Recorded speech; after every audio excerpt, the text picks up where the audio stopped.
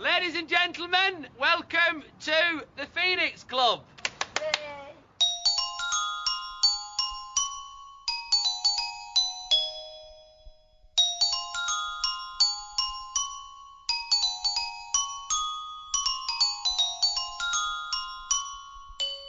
Hello and welcome to another exciting episode of the Phoenix Pod. It's the Phoenix Pod. It's not the same. It's not the same. Where's Lewis when we need him? He's singing Acapulco. Yeah. In Stranraer. In Stranraer. In Stranraer. Oh, my angina. The missus thinks that's a Scottish accent. She doesn't get it. They're copying Peter Kay. Scotland. Yeah, Stranraer. Is he doing it Stranraer? Where is he? No, not trying to be Scottish. No.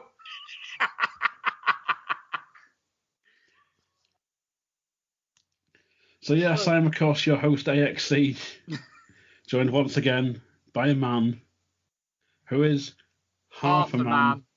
Did we get it? I think so. Yes.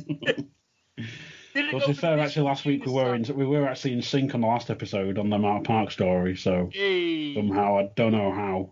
I don't know how it's some sort of magic, some voodoo somewhere. Maybe thinking, do you know what? They've been trying for 3 years to get this right. We got it right last Christmas at the brew room. We did, yeah, but we was in the same room. That's different. This is a COVID-friendly podcast now, so we have to sort of be at a distance here. So, yeah. It's very difficult to do. In fact, before I do anything, I just need to make sure I'm on the right microphone setting. Oh, goodness me. Oh, that's good then. There we go. Oh. I did it one week and I didn't realise it was recording from a laptop rather than from an actual microphone. So I listened back to it and said, that sounds weird. Oops. Not the usual good quality that we have. But anyway, he's a man who is allegedly... Well, he is stupid, he's allegedly sexy, and he's called Flinders. You're stupid, sexy Flinders. It's Paul, Stupid Sexy Flinders. It's me, it's Stupid Sexy Flinders, and today I'm wearing... Not nothing at all, funny enough. It's a Budweiser t-shirt, which is actually probably one of the best t-shirts I've ever bought from the amazing shop called Primani. Other shops are available. Hold on a minute.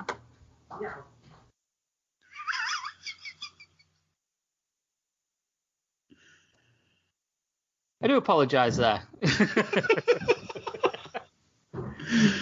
Oh, I wish people at home could see that. Yes.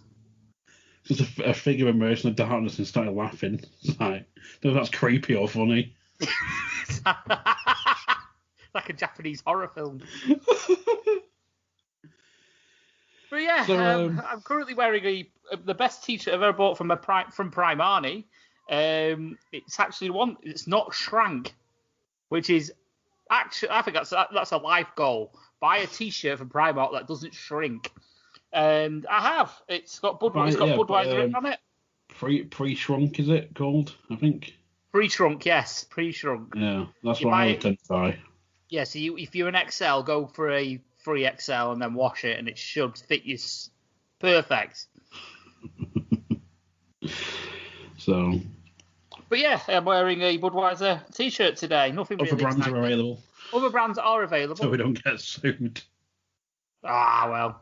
I'm pretty sure that the said company that I've just mentioned will go, hang on a minute, he said the company name. How dare he? How dare he encourage people to buy our product? But then all the other beer companies will be like, how dare he encourage people to not buy our product? Well, put your logo on a t-shirt and I might buy it then. So, of course, if you've been listening to the show the past 13 episodes. Yeah, we've been doing it a long while now. You'll know that we covered season 1 of Peter Kay's Phoenix Nights. We then moved on to that Peter Kay thing, including the pilot of the services. Yep, we did. And now we're back at the Phoenix Club with Series 2. Yay! Our bread and butter. But you know what this also means, doesn't it? The re-emergence. You watch the DVD extras on that Peter Kay thing. Oh, I did watch that. Yes, I did. Yes. Yeah, we always wanted to mention this. Yeah, as well as having an excuse to bring out not the only, but the cherished, the very special, the holy Phoenix Knights Bible that Coxie has right there. He's showing it up to the camera now. It's his holy Bible. Not only is it that an excuse, but last week I also said that I was going to cover the special features of that Peter Kay thing. Now, I was going to do a 5-minute bit on it, just to go over it. Now, I've watched these episodes, these special extras, and all I'm going to say is watch this space. Just watch this space, because it warrants more than 5 minutes. That's all I'm going to say. That is all I'm going to say. It warrants more that time than we can afford to give it on this moment in time. So, and that's what we call foreshadowing, kids. Absolutely. But when will it drop? Nobody knows. Nobody knows the trouble I see. So, yes, of course, jumping back to the end of Series 1, there was it was the Talent Trek final. Yeah, cracking little club. And, of course, we saw Den Perry flick his cigar into the toilet, which is redone or reshown here as sort of like a brief recap. As Den Perry stood looking at himself in the mirror, and the random punter followed the line with Paul uttered, which is cracking little club, isn't it? We get Den with, oh yes, cracking little club. Long live the Phoenix. Yeah. And he just flicks his cigar into the waste paper basket full of paper. And obviously it's still overlapping, and we get the scene of Peter Kay or Brian Potter and Jerry Sinclair leaving the club, saying it was their little Caesar's Palace, a little bit of Vegas sort of thing. They get in the car, they start driving off, and last season finished up with, you just saw the window with the flames flickering behind the net curtain or whatever it is. And then you still get this scene, but then obviously, Jerry, stop the car. Well, they cut to the toilets, don't they? Shows the bin actually on fire. Oh yes, and the boy. You get, you hungry, Jerry? Yeah, I could eat something. And then just, Jerry? Yeah. The club's on fire. Yeah, club's on fire, yeah. And then we see, we're outside the Phoenix Club, we see 2 fire engines, we got a police car. There's Brian mortified. Not again. Just a quick note on that fire brigade. Now, I did watch the commentary, and I'll be brutally honest with you, there's not that much info-wise about the episode that you get from the commentary. That's not to say don't listen to it, because it is absolutely a scream. They just rip on each other constantly. But there was one little tiny tidbit I took away from this. It was about the budgeting that they had for this episode. And the fact that they could only afford 1 fire engine. Right. But there was 2. And how they managed this was they had 1 fire brigade facing in one shot, they had the fire engine pointing the one direction. But all they did was basically reversed it and turned it round. And that was your second fire engine on a different shot. Oh dear, very good.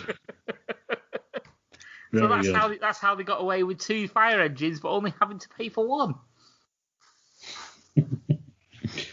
So then we get young Kenny runs over to Brian. Then we get a group of onlookers stood there eating kebabs. As the fireman walks over and says, "Can you move back now, please?" That's my club. That's my fire. That's my club burning down. But then we see everyone's favourite Kenny Senior stood having a fag next to an occupied fireman. I don't need a suit. I've got special skin. Asbestos. Doctors are baffled. Genetic freak me. And the fireman's wanker. But then there was a bit where it's not in here, but Kenny Senior just goes, "Yeah." Yeah. Literally just after he calls him a wanker. But apparently that guy at the fire brigade was a stand-up comedian. All right. Never heard anything after him after this. But apparently he was a stand-up comedian. Mm-hmm. Good impressionist, apparently. So we cut back to Jerry, who's got the disabled boy money box in his arms. I've got your disabled boy. Yeah, he runs in like he's just rescued a child from the burning fire. As Brian's crying, "My little boy, his face is all melted." To which Jerry retorts with, "My hands have all melted." Yeah. Actually, I didn't say there was a lot of commentary in the commentary. It must be all concentrated around this one section.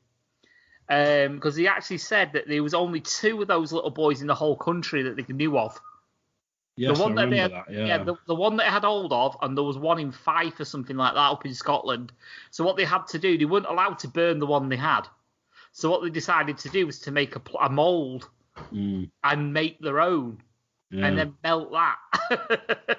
So that's what they had to do. So it wasn't the boy that you see melted isn't the actual boy from the first season. It's one that they've remade, cast from the old one. So we get after a bit of a passage of time, the fire's nearly out. The firemen bringing out charred furniture with Ray Von strangely helping them, which seems like it wouldn't be a normal thing to happen. Yeah, Ray Von. So it's not something you'd see Ray Von doing in my head, but. Well, I mean, just a member of the general public in general, really. Like, I'll give you an hand with them chairs, mate. Oh God, yeah. You're just going in unless he's got a gift of the gab in a way, hasn't he? With his job and he's a DJ. Maybe he's talked his way into letting him do it. Maybe getting a few personal possessions. Maybe Jerry's got his hands in a bucket of water as he shakes his head, and Brian's talking to the chief fireman. Right, so we managed to save your big cabaret room, but the fire started very quickly. You've lost your function room, your office, and your games room. Yeah. So they've got some of it's been saved, so it's not the end of the world. But then, as the chief fireman says, I think you've been very lucky. Lucky? How?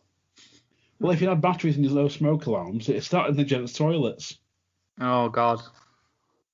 But then he takes off his helmet. There's your culprit. It brings out an empty basket. Like, there you are. What that is? A fag? Was it a lit fag or something like that? Or it's discarded fag? Well, it's Brian as the fireman comes out with the basket, and Brian just goes, "Him." Yeah. What, him? But then he's like, discarded fag, and then Les and Alan come over. And Les says, "What's happened?" Oh God. But then, in a line you couldn't get away with nowadays, no, you would or probably ever, as Brian says, points at fireman. He actually points at fireman. "Someone queers, burnt my club down, Leslie." You'd no way get away with that now. Which probably explains why it's not on reruns. It is occasionally, though, to be fair. It gets, at least once a year it does get shown on Channel 4 when they have like a sort of Peter Kay appreciation night thing. Yeah, I suppose. Yeah, he just put a disclaimer that it has humour that was actually funny, and it is still funny, but sensitive lots may not like it.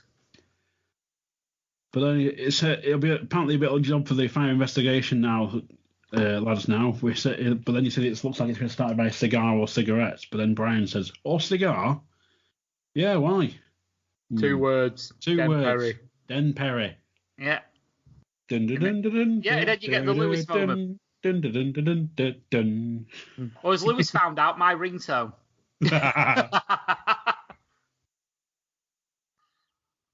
So we get the opening credits and we're outside the magistrate's court. Brian looking up a huge flight of stairs. But then we see Holy Mary, Ray Von, and Kenny Senior along with Brian's solicitor.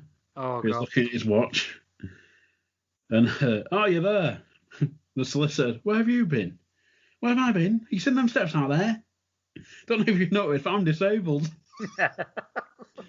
Didn't take long for that line to drop, did it? God. But then some guy sort of like barges past him in a way, doesn't he? And he's like, "Oh, you get bent. I'll put you on your back." Yeah, the brief. There's like a brief for someone to call. He shushes him, and he's get bent. I'll put you on your back. I'll put you on your back. It's a disgrace. I should sue. But then he notices Holy Mary and the others are there, and he's like, "Well, you're lucky you're running late." And he sees them, and he's like, "What do they want?" "Well, they're your character witnesses." "Them? Where's Joe and the others?" Not made to make it. But Well, I don't know. I phoned them all. So we've got Holy Mary, Mother Teresa. What is it? Yeah, Sweet Baby Jesus, Mother Teresa, and Billy Liar and Miami Vice. Just throw the key at me. Oh God! Apparently, the suit that Ray Vaughn's wearing actually belongs to Peter Kay. As far as from what I gathered on the commentary, It's like we best sort of describe it for people at home. It's like a baby blue suit, isn't it? But very, very 80ish, like big shoulders, and he's got like a. People dressed like a bit like Tommy Vercetti in GTA Vice City, like baby blue suit, shades on, and like it's almost like a flowery or like Hawaiian shirt or something underneath. Yeah. He looks very 80s, Miami in the 80s, very much so. So then we end up in the actual court itself. Brian's with a solicitor, and we get court is in session. All right. It's a bit simple. Brian can't rise. Not happening. As the court calls Kenny's Mr. Potter's first witness, Mr. Kenny Dalglish Senior. Dalglish. Where's he got that from? Oh, I'm going down. Throw the key at me. Well, throw the key at me. We missed that. It was in the corridor when it was the first ever Potterism. What's that? It was when he saw the character. It says, "Oh no, they're going to throw the key at me." Oh, I mentioned that. Did you? Oh, yeah. I thought I missed that. But yeah, I thought yes, the first Potterism. We should make a counter of how many Potterisms there are in this series. Oh, don't. Just melt your brain. Yeah. So Kenny Senior walks the stand. He's got medals on his jumper and salutes the judge as he walks past. He's then he's sitting in the witness stand, taps his nose and points at Brian. As he gets read the rights and, "Do you swear by Almighty God that the evidence you give you are the truth, the whole truth, and nothing but?" "Oh yes." Which then we get Brian of, "I'm going down. Just sinks into his chair. So then we get the end of the trial, and Mr. Potter, "Yes, I've considered all evidence that's been put before me, taken into account your counted testimony, you undercover military work in Vietnam, and your glittering boxing career. Boxing career even. Yeah. However, for the forging of insurance documents and negligence towards fire and safety, it's the judgment of this court that you are no longer fit to hold a license to trade alcohol." "Oh no, you can't take my club off me." "No, Your Majesty." "I'm nothing without my glove, don't do that. Tell him, get him." Oh, by the way, that's number 2 on the Potterism. What's that? We're calling him Your Majesty. Oh shit, yeah. So then we're back outside the Phoenix Club. We hear "Don't Cry Out Loud" as Brian sits in the car park staring at the boarded up fire damaged Phoenix Club. Yeah. As we hear a voice, "Excuse me, son, I'm looking for the Phoenix Club. He used to be around here somewhere." As we see Den Perry sat in the back of a Jag with one of his cronies driving. Yeah. "All right, Brian, didn't see you there. I think you need some air in your tyres." He's a twat, isn't he? But then so Brian's like, "What do you want? You got a nerve showing your face around here." "What do you mean? You know what I mean, you arsonist. You caused all this." Careful, Brian, that's slander, that is. "You don't end up back in court. I heard they took your licence off you." "Still, at least your customers are happy. They're all down at my place." Just keeping them warm. Rather warm than well done. Oh, yes, business is booming. Oh, Brian, pop inside and see if my jacket potato's done. Drive on, Terry. Have a nice day. As Brian gives him the finger saying, have a bit of that. Hey, go on, hey. Is it Terry or Tariq? Terry. Terry. I don't know why. Well, every time I hear it, it's Tariq. I don't know. Most of the way, is it? Maybe, possibly. So Den drives away. Brian's left staying at the club, and then we're back in Brian's house where he's sat just flicking through the TV channels. Yep. And we get a Kilroy type program with Bob Carroll G's and Spit the Dog. I'm sorry. I'm drinking Bob Carroll G's. Here we go. Oh yeah, take a drink.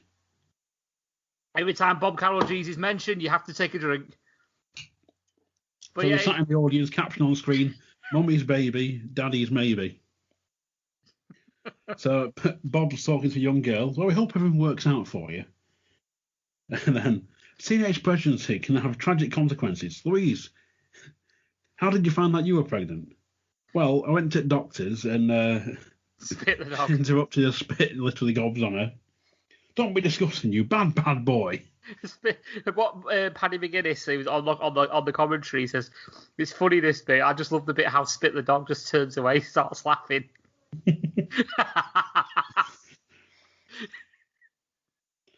And then we get Brian Channel flicks. We get the Armchair Superstore Shopping Channel, or ASS for short. Absolutely. And we've got the Northwest Tonight's very own favourite, Paul Crone, on there. Is he the one wearing the umbrella hat? He's the one. If you're watching it, he's the one on the left. Ah. It's Paul Crone. He does know a lot of the sort of like fuzzy stories on Northwest on Granada Reports. Oh, right. So he does like all the funny stories or the. This is Marjorie, and she's doing 10,000 miles for, some sort of charity I can't think of off the top of my head. But yeah, he does those sorts of stories. So he doesn't do like bleeding war-torn Iraq or anything like that. He does like literally, Doris round the corners doing a bake sale. So either way, the presenter's wearing an umbrella hat, and the other presenter, Gary, the anchor presenter, is pouring water on it with a watering can as the hat rotates. To which the presenter follows up with, "No, Gary, hat's magic. The difference with this and your more conventional umbrella hats is that you simply don't get wet." Something about centrifugal forces the water away from the body. I've no idea there. It's not in the script. I'm sure it could be like a Mandela effect, like we discussed the other day. I'll come to that at the end. We'll cover that later. But I think it must be something like that. Because I've always figured out that line is something like Paul Crone talks about centrifugal forces forcing the water away from the body because of the way the hat spins. But I don't know. I don't know. It's weird. I'm sure he says that, but obviously you've got the Bible in front of you, and the Bible is not wrong. So we jump cut to the hallway, and we get Brian turning his answer machine with new messages. Yeah. And Brian just stares at it, evidently in like a bit of a depression because he's lost his club. Yeah, he's basically stuck for something to do. Mm. And Peter Kay was on about saying these sorts of things are sort of like the scenes were his favourite because he likes sad comedy. Now, I think this was brought up in one of the commentaries for like Leonard or something like that, where he thinks when it's sad, it's actually funnier in a way. And I don't get that. Yeah, it's just sad. Well, I think people know our thoughts on the last two episodes, that Peter Kay thing, and if not, you can go back and check him out. Absolutely, check him out before you hear this one. But he says all this sad humour is funny. I thought it's just sad. It's nice though. It's the way it's built though. It's building the foundations for the rise. So I like it needed this section. I feel unlike Leonard and whatever, it was just a pure like. And Mark Park. But this, it's needed. We get Gary doing the voiceover. The price should be on the screen now. There it is now. Where does this product come from again? He's like, South America. God bless South America.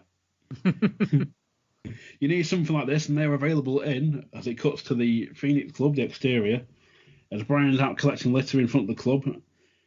And it cuts to reveal he's wearing the plaid umbrella hat I've seen on the channel. Yeah, he's actually wearing it, and it doesn't look so big on when it's on the Armchair Superstore. But when he's wearing it, it's like he's got a massive fucking. It looks like a cone head with some. It's almost like he's got like a wok on his head. Yes, upside down wok spinning with some sort of like pylon sticking out of his head. It looks ridiculous. But he's there litter picking outside his club. But the problem with this episode for me is like we go from this like quite like Brian's in a depression sort of thing, jumping straight into Jerry Sinclair singing Heavy Black Bin Bags. Oh, it's one of the most heavy iconic duty black bin bags. Yeah, it's one of the most iconic songs of the of Phoenix Nights, really. Come and get your black bin bags. Do do. On offer till December. So for those unaware, we get Jerry singing. This is to the tune of Men in Black. Yes, it is. He's working in Asda with Alan, who's playing the keyboard. And he continues singing, "Come and get your black bin bags." Alan gives him a wink or a nod or something like that. They're long and black and slender. Heavy duty black bin bags, no matter what your gender. Heavy duty black bin bags with a buy or straight a bender. I don't know why it's funnier when the way you're reciting it like William Shatner. It's because I watched that the clip popped up before the no context Max and Paddy or no context Peter Kay Twitter put up the clip before. Yeah, it was the clip of Keith Lard, who is my friend sent me a letter here from all the way from America. I'm going to read it for you now. It's "Burn, baby, burn." Yeah, it was the off the whole "Burn, baby, burn." Disco Inferno.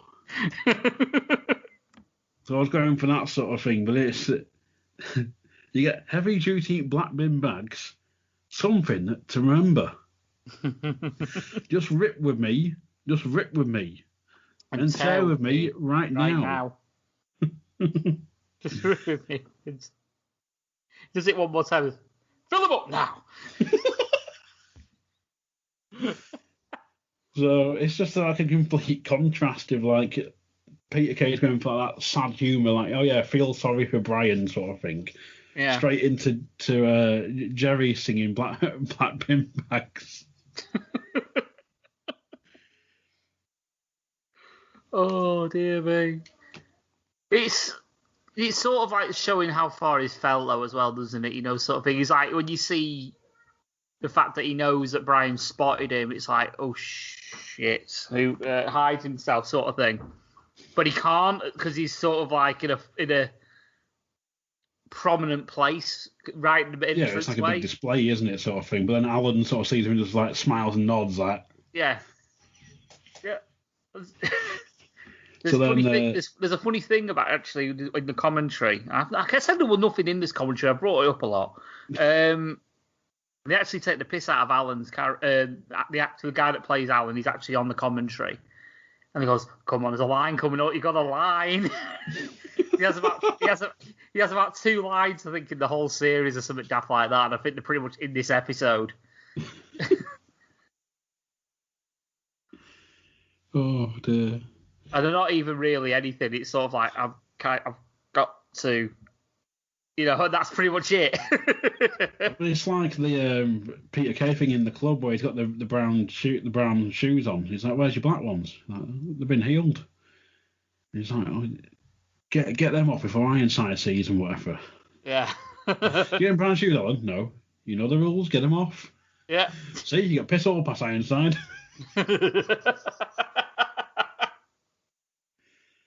So, but yeah, we're still in Asda in the cafe now, as Brian, Jerry and Alan are sat around the table together having lunch. Brian's got a large fish, Alan's got a sandwich, and Jerry's got a salad and mineral water. Yeah. Pissed them out of a small tin containing tablets. What are you doing? Herbal medication, then? From my libido. I get early morning stiffness. Peter just goes, "Aren't we all?" Well, he doesn't. He sees a copper bracelet. What's that on your arm? Copper bracelet. Aids fitness and mobility. Does it? Better get 2 for my legs. Have Have you come here to take the piss, or do shopping or take the piss? Bit of both. Bit of both, yeah. I think two of my best pals end up like this, singing in Asda. And where do you suggest we sing? Because there's nowhere else is there? What do you mean? It wasn't me that burnt the club down. No, but you're cutting corners. I had to cut corners. It was my third club. Premiums are sky high. They were through the roof. But then you get the line of, could have killed somebody. I could have, would have, should have. We didn't anyway. We're different this time. Does that count as a Potterism because he's used a phrase in the wrong way?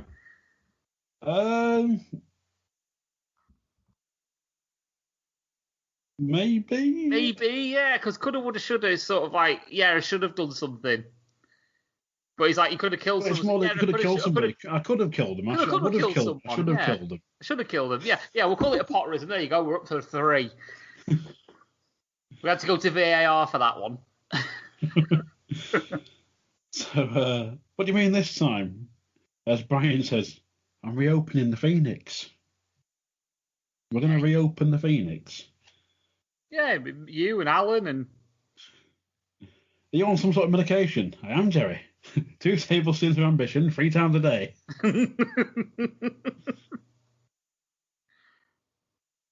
Oh, God, it's so cringy as well as being funny, though, when he says that. It's like, you can see he's desperate. Mm. So, then, as he says, reopen the Phoenix. What with? You no money, low license, no brewery. What's this we? Me, you, Alan, and the others. There is no we. We has moved on. It's about time you got your fat arse and did the same. Fat arse? So we then get a tie announcement. Jerry Sinclair to customer service, please. And then, as Brian points to Jerry's badge, he says, happy to help. Well, help me, will you? I need you. He's like, he says, if you want my advice, sort of thing. Is it like something like move away, start again? Forget the Phoenix, move somewhere else and start again, sort of thing, yeah. But then, so we get Jerry walks off, and we get he shouts to him, and then we just get Alan of doesn't know what I was going to say, is that better? Okay. Yeah, I've got to go. And then he follows up with another line, shockingly, with do you not think you're a bit hard on him? I suppose it's for the best. Yeah, for the best. But if we go back to Brian, who's scraping Jerry's salad onto his plate. Yeah. So I'm wondering who paid for that one. I bet it wasn't Brian. Wow. So then Jerry's back singing, but this time we get Corned Beef. Yeah. Which is a loose parody of Call Me by Blondie. Standing beside his tin of corned beef, opened the can and it's cutting into it as he sings. You see, I don't think it was Call Me by Blondie, because he wanted Call Me by Blondie, but was told no, couldn't have it, because it was too expensive. I've got Call Me by Blondie here in the script. He wanted it. I think that's what he said. It was something else, but Blondie was too expensive. Yeah, I was just thinking then, because I think it doesn't sound like call me when you listen back to it, because it's corned beef. Yeah. So. But with chips or with salad, it's corned beef. Even Buckingham Palace eats corned beef. Why don't you try corned beef hash? Why don't you try corned beef hash? And that's the end of part 1. Yeah. Quite a good start. This is season 2 of Phoenix Lights, so come on. It's a strong opener, yeah. Oh God, aye. So then we're back with part 2, and we're somewhere really familiar because Brian's on the promenade in Blackpool. Hey, Blackpool! As he's wheeling himself along the prom through the wind and the rain, wheels himself across the tram lines in front of a lamppost, which has a bunch of flowers with a message in memory of Alan. Yeah. Yeah, the bloke that got pushed over on Coronation Street in front of a tram in the 80s. By Rita. Good old Alan Bradley. Yeah. Actually, she, because I've seen the clip God knows how many times thanks to work, she's like running away from him, and she runs out and like misses the tram, and he runs out and he just catches the side of it and it kills him. Oh, that's it. Yeah, he didn't push it. So he didn't get pushed, but it was at the other end of the promenade. If you have watched it, it's actually outside near where the Claremont is in Blackpool. It's near there. Oh yeah. If you look at it, you can see all the wall. See, these are the things you get when you're local. You notice these things. So we see an establishing shot of a hotel, which is La Ponderosa. Yeah, which is the Lindeen in Blackpool. Throughout, we hear reprise of "Don't Cry Out Loud" played in the Wurlitzer. Yeah, it's the same song from before, but with this Blackpool twist to it. So then we see Brian enter the reception area. There's a guide dog for the blind collection box in the shape of a Labrador, similar to the disabled boy box. Yeah, he gives it a pet. But then we hear the girl behind the reception desk is on the phone. Oh, for fuck's sake. And we went for a fish supper, took him back to his place, dropped his trousers, couldn't believe it. Anyway, he just about to get the vinegar strokes, his bloody mobile goes off. And she sees Brian and says, "Can I call you back, Mum?"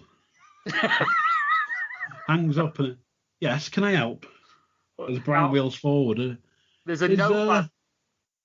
Is Hoss around? Hoss. Oh? Hoss. Frank. Is the cart right?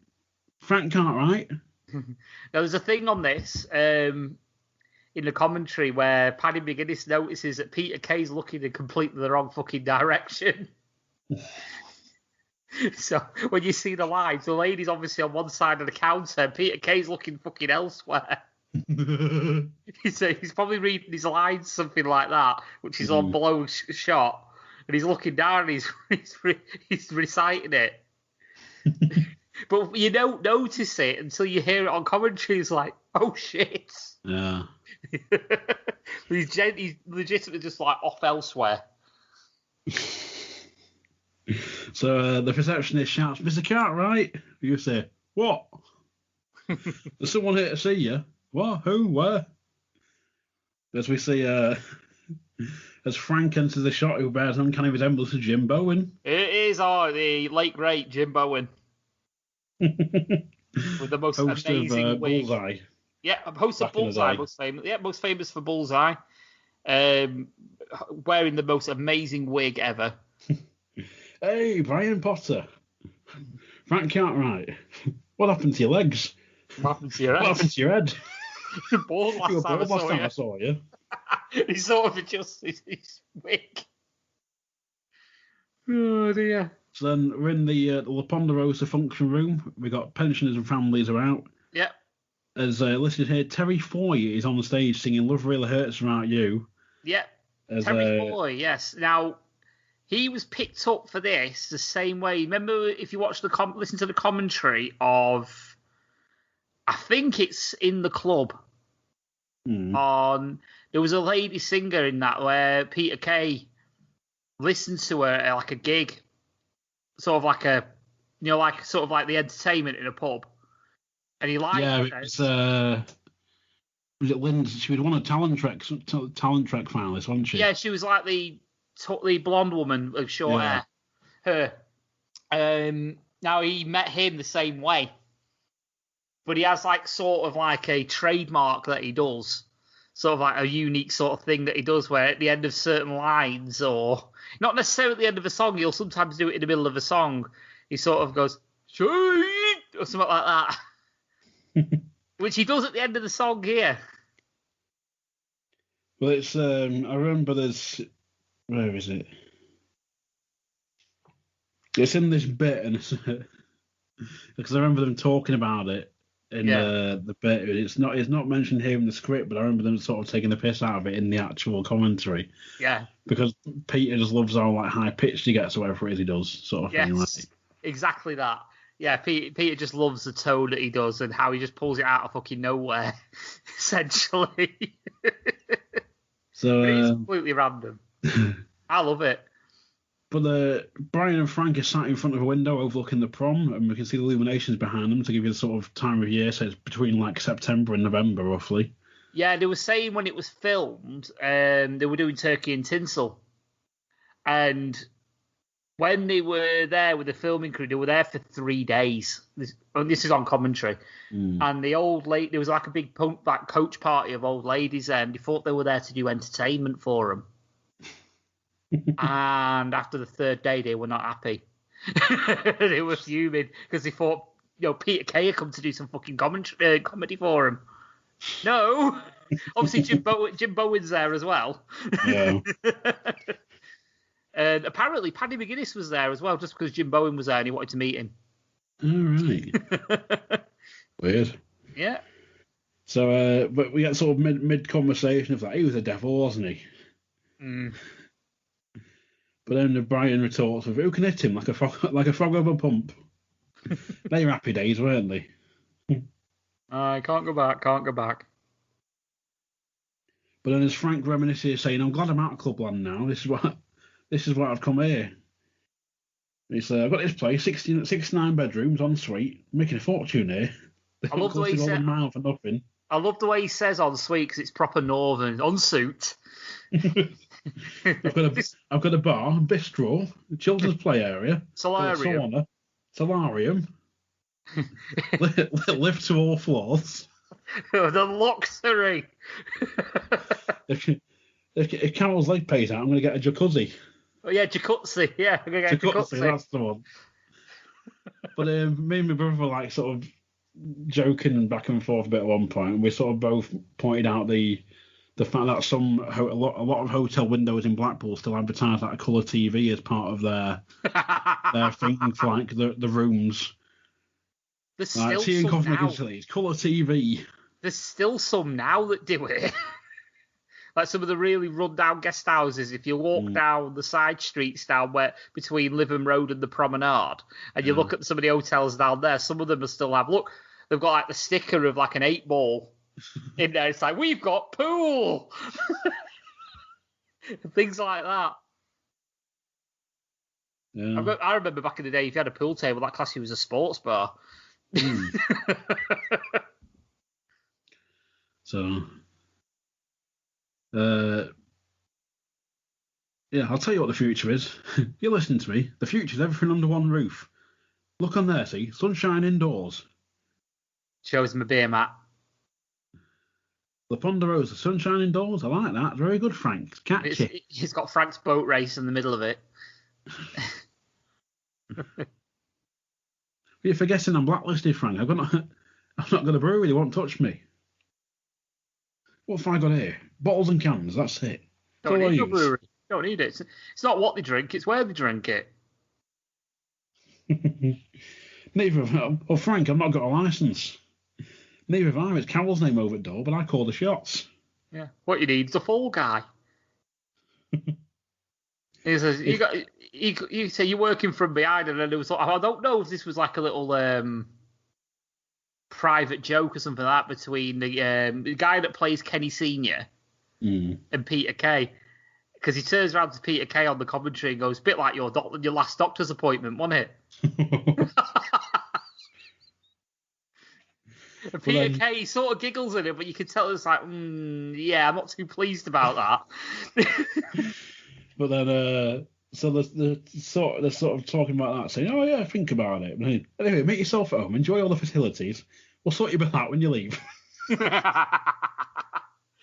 I love the way he points out his fingers out like he did a bullseye as well, though. Sort of like bus fare home. So then, we're still in the Ponderosa. Brian's got he's in his hotel room. He gets like his diary, and he's going down through names and numbers. He's got a sea view as well. Look at the luxury there. Yeah. En suite, sea view. Jacuzzi. No, it's not paid out yet. Not quite. But I don't know if you noticed, but as he goes down the book, some of the names and numbers are blurred out. Yes, they are. Apart from one, which I can't remember the name of it. It's something like Jack or Dave or something. It's no 800 number. And I kept meaning to Google it to see what it went to, if anything, or if it's like just like pulling out like a dead line because it's like 20 years old or whatever. But it might have been like a Phoenix Nights hotline or Channel 4 line or something, maybe. Dare I ring it just to see what it is for the next episode? I think you should. I think I will. Just to see what it is. Even if it's just a dead number, we'll ring it and see what it is. So, but anyway, he gets the two names and a mobile number, which are Max and Paddy. B. So then we're somehow in a minibus as the sing along to the TV's Minder. What a tune that is, by the way. I'm sorry, but it is. I'm taking no apologies for that. Minder's theme tune is a fucking banger. Oh, it's also Chorley FM. Yeah, coming in your ears. Chorley FM has got to be the greatest radio station of all time. Let's be honest.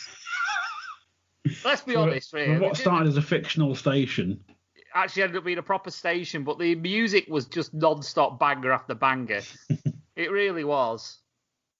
The fact of the matter is, as well, you can get somewhat of the playlist on Spotify as well, so it's like you can recreate it just without the Chorley FM coming in your ears, without Paul Leroy, sort of like.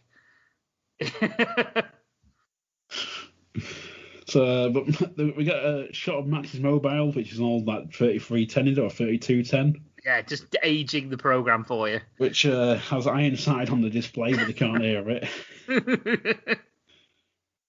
So then gets to another name, which is Les Campbell. Well, back in the La Ponderosa, gets another name, Les Campbell. Yeah, Les. What are they doing? But on one of those mobile meat wagons, you used to get it like on car boot sales and stuff. They still got them on car boot sale. The one that used to be at Windike in Blackpool, the guy was still there with the same get up, microphone, the lot, everything like that.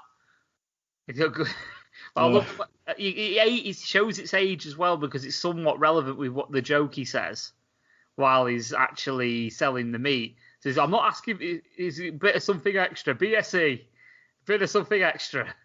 But this is this is in sort of like reference to the mad cow disease sort of thing that happened in the late 90s.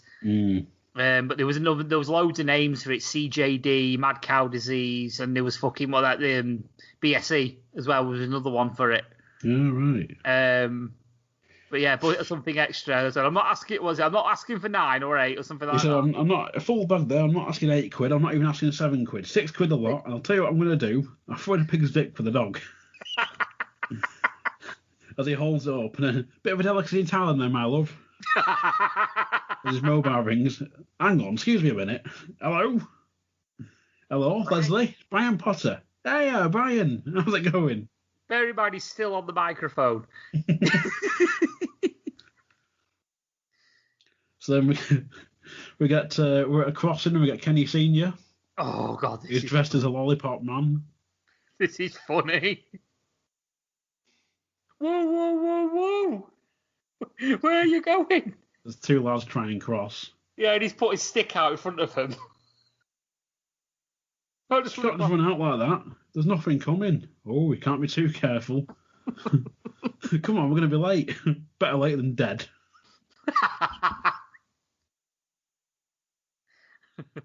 We were late yesterday. You tell us Jackie Chan was seeing you for some pain. Yeah. Oh, he did. You missed him by seconds. Kicks an old woman in the back over there. As the phone rings, and that's probably him now. All right, Jackie. What's that? Kenny Senior. Hello, Jackie. Yeah, I got you that paint. 1 coat gloss. Jackie. Who the hell's Jackie? Oh, Chuck Norris wants what? Wood chip. See what I can do. Was it the guy's a lunatic? As the kids start crossing, he ate his one family. One of them's like, he's a liar, and then the other one says, he's sick. He ate his family. He ate his family. Then, hello, Brian. Sorry about that. But then we're back with back in the minibus as Max and Paddy are singing along to Amarillo by Tony Christie. Banger, by the way. There's a funny thing that he's mentioned. I don't know if it's foreboding or not. Mm-hmm. They're talking about how Tony Christie. They're talking about Tony Christie, who's obviously the original singer of Amarillo. Yeah. Which is what they're singing in the van. And they're talking about actually He said, we should do something like that, record it. So I bet Tony Christie would be up for it. A few years later down the line, what do we have? We actually have Peter Kay singing Amarillo. Yeah. And it's absolutely amazing. Absolutely amazing. Look it up on YouTube, Peter Kay Amarillo. And when what was it, Ronnie Carson? Ronnie Corbett. Ronnie Corbett, not Ronnie Carson. Ronnie Corbett falls off the fucking treadmill. Yeah, it's funny. But so Max and Paddy are singing along to Amarillo as Max turns to the passengers. Come on, sing along. And it's load of full of Asian elders looking fed up. Yeah, do you know they were actually really Asian elders? Yeah. And they had an interpreter in there as well for him. And apparently, later on in this scene, I know it's jumping ahead slightly, but it's sort of relevant to the thing what we're saying now. They were going to a mosque because it was in the middle of Ramadan. Yeah, right. So they were fucking fuming. But they actually dropped them off outside the mosque and they genuinely rushed in because that's exactly where they were going. But they're singing away to fucking Amarillo. And later on they turn up to it and it's blasting out the transit. But then we do get a fun fair daytime. Well, it says Ray Vaughan's teaching a lad how to walk backwards while the ride is moving slowly.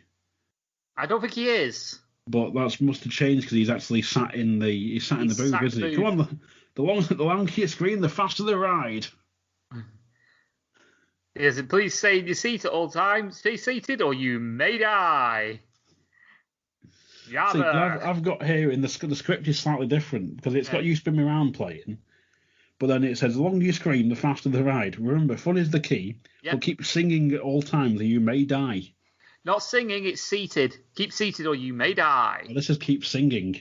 It's definitely seated. Then it says, his phone rings. Hello, Mr. Potter. And then, sit down.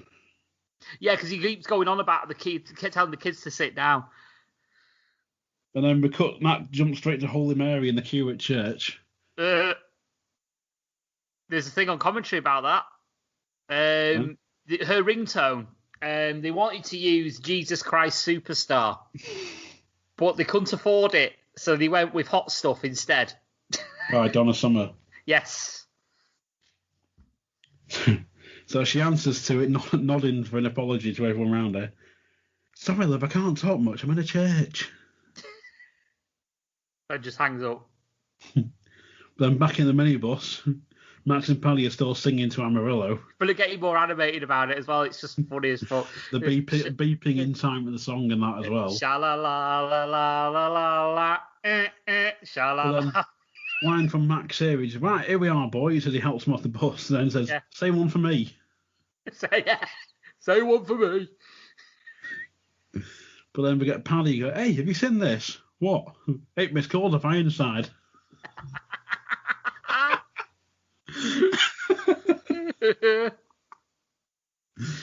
Oh, fuck's sake. The next thing you know, we cut away from the van to the front of the Phoenix Club with an old Peugeot 405. And out pops Alan and Jerry St. Clair. We get Jerry saying, look at that. What a bloody shame. Yeah, you just see the front of the building boarded up and graffitied on and all that. But Alan gets his third line of the episode, which is, I know. Yeah. He's got 3 lines. We're in the games room. It's meant to be night time, so the main characters are gathered. There's no electricity, so they're using old assortment of lights and the old road work lanterns. These are the old yellow ones. Yeah, it's it's a throwback to the first episode of Phoenix Night season 1 because he had exactly the same thing. Funnily enough, it actually says in brackets left over from half a shilling. Yes, yes, absolutely. Also, little tidbit: this scene that they do from this point onward to the end of the episode was the last scene they actually shot. All right. Because they filmed everything and then made the bar and everything look like it had been burnt down. So they did it last. And it took them 3 hours to do the whole thing. And if you notice, everyone else is getting soaked apart from young Kenny and Peter Kay. And Paddy lifts the lid a bit and goes, yeah, you had 4 assistants with umbrellas. But then we get Jerry who asks, what are we doing here anyway? And Alan's fourth line of, you'll see. Yeah. It's pissing it down as well. Just for the mood, it's absolutely lamping it down, like monsooning. And apparently that wasn't planned. It just happened on the day and it just made it better. Just incorporated it into it. But so Jerry chimes in with, I missed my power yoga for this. But then sees everybody surprised by the fact everyone's there. It's like, bloody hell, look who's here. Let me guess. Brian. Yeah. I knew he'd have to do something. He'd have something to do with this, and then Alan gets another line, which is, let's just hear what he's got to say first, eh? Yeah. Oh, well, where is he? As we see some doors just open, and then we hear the theme from Black Beauty.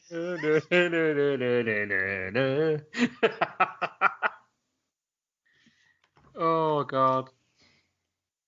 But yeah, there was something else on commentary as well about the torch. They had to stop them filming because the torch kept running out.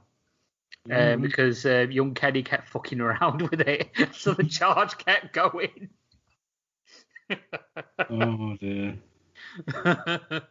So Brian enters the room with young Kenny behind him holding the torch and a portable stereo. Yeah. As Brian says, young Kenny, he's like, knock it off. You say click. I suppose you all wonder who I gathered you here. Well, I'll tell you. He nods to Kenny. Then presses play on the stereo in the grandstand theme. Track 6, you pillock. Track 6. As we hear, Kenny flicks it over and we hear the theme from Van der Valk. See, I didn't know what this was, but thanks to the commentary, I knew. I learned it was some sort of like detective show. Yeah, set in France or something like that, or Belgium. So then we cut to Jerry, who sort of leans over to Alan and is like, God forbid he be melodramatic. But then back to Brian. I have a dream, people. I have a dream. If they build it, they will come. Build what? A new Phoenix, bigger, better, faster, stronger, rising out of the ashes. Like a real Phoenix, funny enough. A super club, a king of clubs. Well, this time we'll have it all. A restaurant, a bistro, and we'll serve food. Who's going to cook this food? Well, let's forget the immortal line of not just any old food, Jerry. Proper food. Scampi, Kiev's, garlic bread. Yeah. Garlic bread? Garlic bread, that's right, Max. It's the future. I've tasted it. Cheese? And cake? Dirty. Then, cook, chefs, us, we'll all cook. We'll all muck in. And Holly Mary said, I can cook. You can cook and you will cook, sister. Amen to that. We'll have a playroom for the kids because I believe that children are the future. Which young Kenny then says, I've got garlic bread for the future. It should have on a roll. Should have on a roll. We'll have a solarium, leisure facilities, some beds. It even says these terms like hosted as well. Solarium with jacuzzi. And Max and Paddy signed up for it. Then we get, that's right, sunshine indoors. They can tan while they drink. Yeah, we'll have a bit of that. Says, what will we drink? We got no brewery. We don't need a brewery. We can do it. Bolster brewery. Yeah. As Kenny C says, and my own. We're going to have bottles and cans, and Kenny, and my own brew. It's won awards. Then Les just said, tastes like piss. That was piss. But then you see, it doesn't matter what it drinks. It doesn't care. It's the facilities, the surroundings. They'll have it all here under one roof. Then Les says, but Brian, we haven't got a roof. But we'll build a frigging roof. Right, Ray, we'll build one. Few slates, bit of MDF. Yeah. Changing rooms I'll do it in half an hour. But like I say, Ray Vaughan's like saying, you can't use MDF. Brian just talks over and just stops him where he is. But then as we go, you see this rain? The rain is a baptism for the new Phoenix. But I've told you, Brian, we've all moved on. We've all got new lives. You're called singing ours down in life. He's selling meat on the back of a wagon alive. Lying to kids. That's not living, that's existing. But what you don't notice as well is, if you look, you have to watch it to know it, is Kenny Sr. sort of smirking at Les as Brian says something about him, and then Brian just obviously lays into it, and his face just drops. He's like sort of sniggering, and also he's like, lying to kids alive. He's like, oh shit. So then this is why I watched it 4 times. Brian's saying, I can't do this without you. And this, as Jerry reminds him, you can't do it because you've got your license, you've been banned for life. Ah, Jerry, that's right, I've been banned for life, but you have not. You haven't, have you, Jerry? You could be a new licensee. No cutting corners out your gaffer. As everyone turns to look at him, me? Yeah, you, Jerry. You are the licensee of the new Phoenix. I'm not getting any younger, Jerry. My running days are over. Take the baton. Run wild and run free. But then, I don't know what's yours. Say yes, Jerry. Say yes and inherit what's rightfully yours. So then, Jerry accepts. As Brian says, I know you won't let me down, Jerry. But then, whilst it's still like pretty much like still a smouldering like building, we get the actual new licensee plaque, which must have gone up in record time. Yeah, going up on chipboard. There's let's see your name there, Jerry. And as he has the paperwork, he's got young Kenny bent over. Yep. And you just see Peter Kay sort of looking back and sniggering to himself. So he hands Jerry a pen. There you are, Jerry. What do you think? Aye, smashing. They should stand there on the dotted line, Mr. Licensee. And Jerry signs the paperwork, making it official. Yeah. I think that's pretty much the episode, apart from the audition. The auditions, yes. So we are back to the auditions. So we get the backing music of every little thing she did is magic, and Brian and Co are watching a female magician. Yeah, which is it Ted Robbins' wife, I believe? Not too sure, because I was trying to look at the details on IMDb, but I couldn't find anything. According to the commentary, it could just be a joke, but it didn't come across that way. Apparently, it's Ted Robbins' wife. And part of them taking the role was get her a small part on it. So they gave her the audition at the end. So we've got 3 doves on a perch. She produces another one from a handkerchief. It flies off towards an extractor fan. Yeah. And you just hear it literally as it gets minced up. She looks on horrified as we cut to Brian and the others just covered in blood and feathers. Feathers, yeah.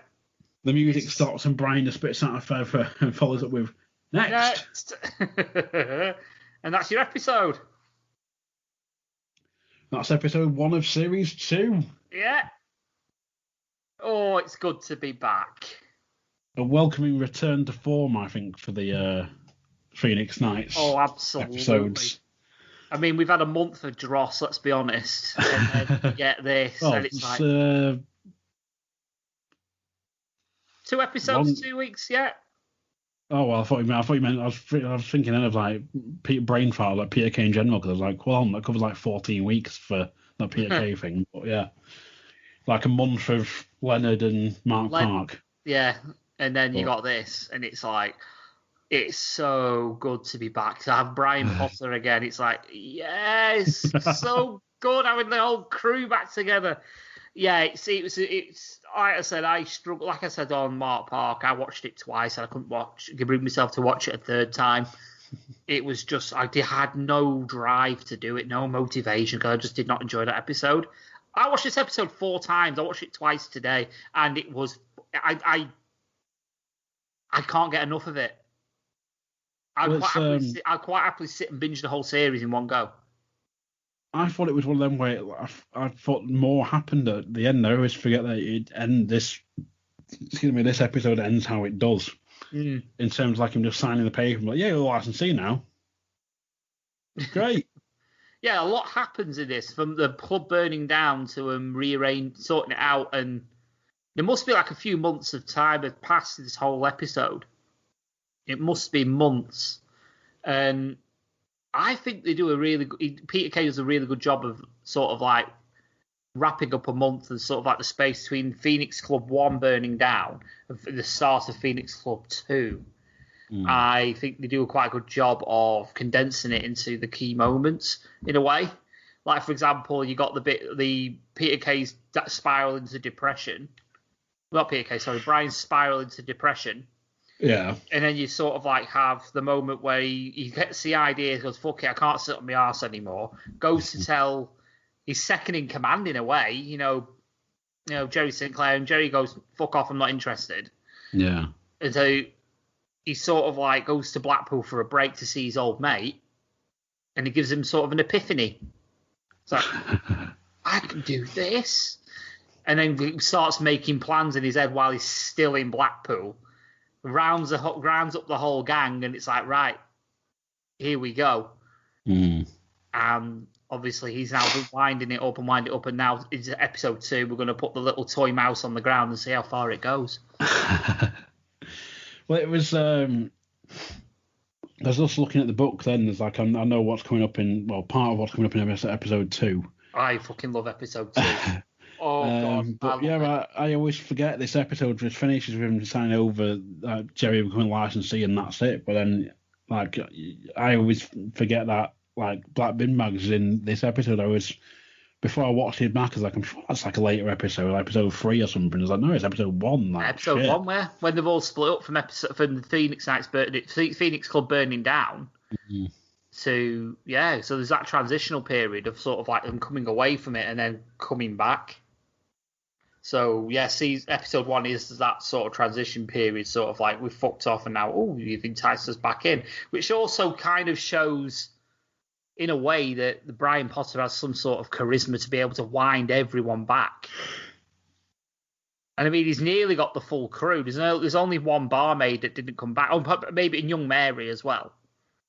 Yeah. That didn't come back. So there's that.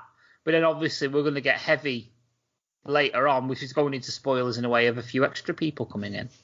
Mm-hmm. But we'll save that. Yeah, we'll save that for a future reference. Absolutely. But going back to like you were saying before about the Mandela effect, because I remember I messaged you guys about it when it happened to me, because I was watching it, and I remember reading about the hotel they used, the Ponderosa, being like coming up in the Gazette of like Phoenix Nights Hotel up for sale, or like sells for however much, and I was looking at it going, like, I'm sure that wasn't the hotel they used. No, I mean the giveaway is a big blue, like sort of like paintwork, because it's very distinctive on the promenade. There's not a hotel like it, with the exception of the Big Blue Hotel, but that's you can't miss that. It's next to the freaking Pleasure Beach.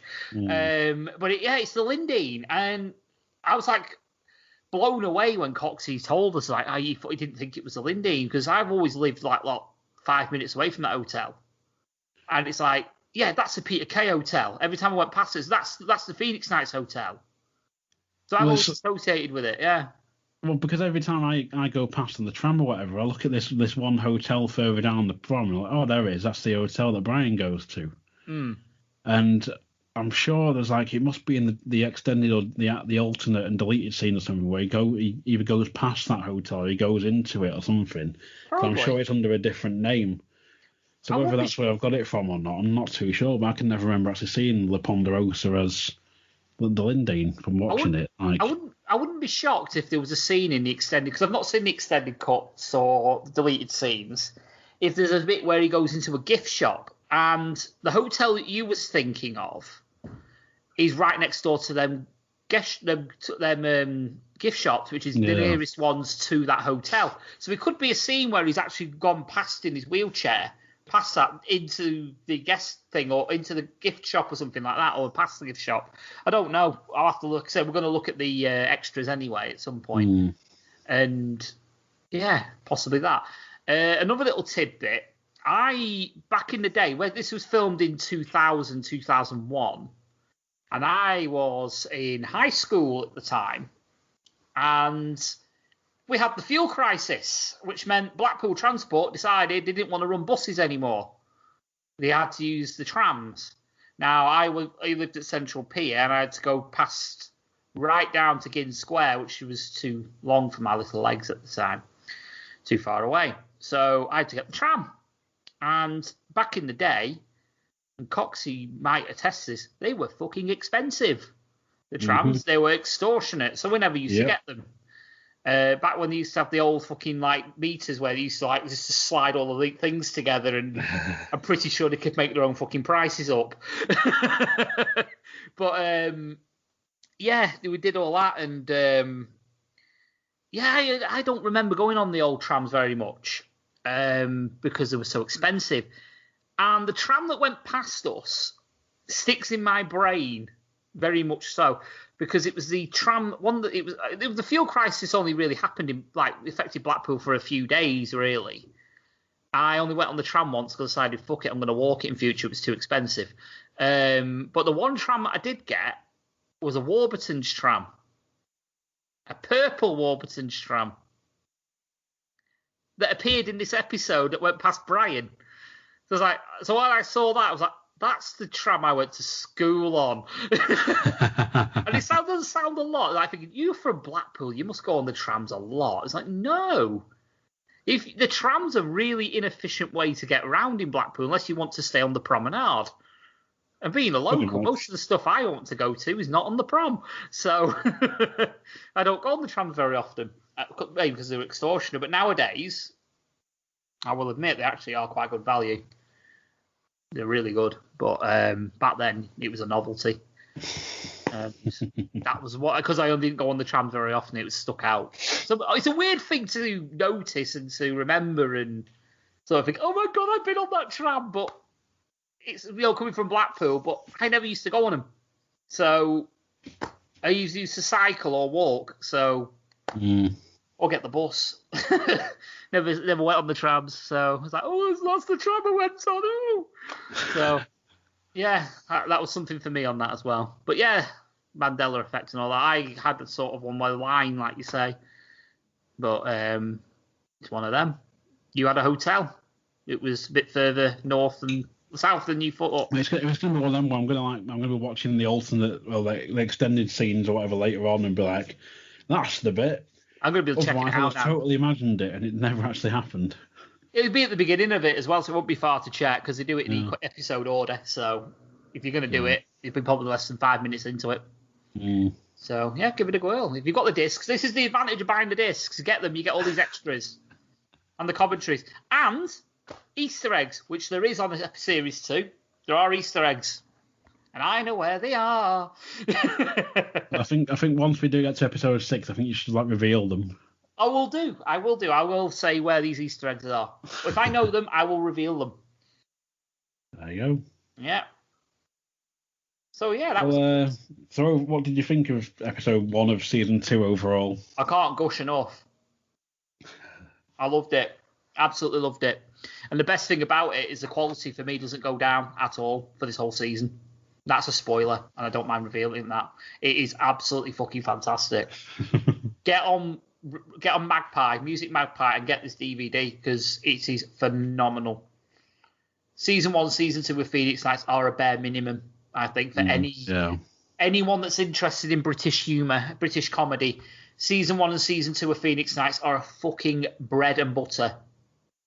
But if you can pick up that Peter Kay thing for 99p, you might as well. Oh, of course, yeah, just for the first, technically 5 episodes. Yeah. Yeah. Include the pilot. If you're listening to us and you want some advice, switch it off at Leonard. Just switch it off. Or maybe if you want the credit to say I've watched it all the season, maybe do it, but be very drunk. That's what I would say. There's some good bits in Leonard, to be fair. Like the one that always stands out to me is the guy who's like the the John Wayne impersonator. It's just when he walks into the cafe to break something, John Wayne. It's funny, but for the wrong reason, though, isn't it? Do you know what I mean? You're laughing at him because he's got a mental health issue, and you think you shouldn't be doing it, but you do. It's literally one of them laughs that you do, and you know you're going to hell for it. You know what I mean? Yeah. But it can't be helped, and mainly because I'm a sick fuck. I do laugh at shit like that. So. Well, it's also, I can't remember if I mentioned this on the Mark Park episode or not. If it was recording at the time, but the woman who plays Ruth in that episode is also the same woman who plays the reporter in episode 1 of season 1. It is, yes. No, just racist. No, just racist. Aye, yeah, it is the same one. But yeah, next episode, season 2, episode 2. Can't remember what it's called. It's not on this because I have a highly legitimate version of the disc, so. Well, I'm sure you. It's Brian gets everyone back together, isn't it? Yeah, this one Brian gets a band together. This one is when they try to restock and the sort of like. The next episode, Max and Paddy go to France and pick up some extras, shall we say, and. I think the rest of the crew is sort of like decorating and doing other bits and bobs. I don't think it's the fun day, is it? Oh, it might be the fun day, actually. Pass. It could be the fun day. In fact, I'm almost certain it is. I've got it here so I can tell you. Yeah, so this episode, Brian gets everyone back together, and then episode 2 is Family Fun Day. Oh! Oh, this is seriously, episode 2. If they thought this one was good, episode 2 is another level. It is fucking phenomenal. There are so many quotable lines in this next episode. You can't miss the next podcast. Seriously. But do not read ahead. Do not read ahead. Stick with us. Watch it in 2 weeks' time, and just. Thank us for just waiting to let it simmer, let it marinate. Let us hype it up a little bit. You are not going to be disappointed. It is fucking amazing. It's up there. This episode, you know, Faulty Towers is the episode where he thrashes the car with the tree. Mm. I rank this episode up there with comedy moments like that. It is that good. It is that good. Considering sort of what I know, I can think what's coming now. It's one definitely not to be missed. It's not to be missed. I mean, I can almost remember this episode like now. If we wanted to do a podcast about it now and record it now, I could do it now without watching it. That's how much I memorise it. I will probably watch this episode 6, 7, 8, 9 times. That's how much I like this episode. Well, before you go off and watch it 7, 8, 9 times, well, you best give yourself some plugs.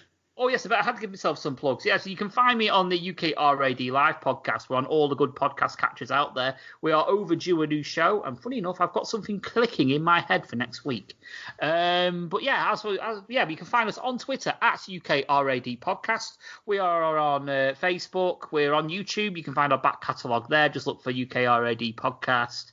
And you can also find my alter ego Steve AOT GTMP on Twitter, where I tend to take the piss out of Rogar. But other than that, yeah, it's over to you. Cool. And of course, you can find the Lost Art Podcasting on Facebook. We're on Twitter at Lost Art Podcast. We don't have a Phoenix Pod separate feed or anything because it's too much to manage at the moment. But any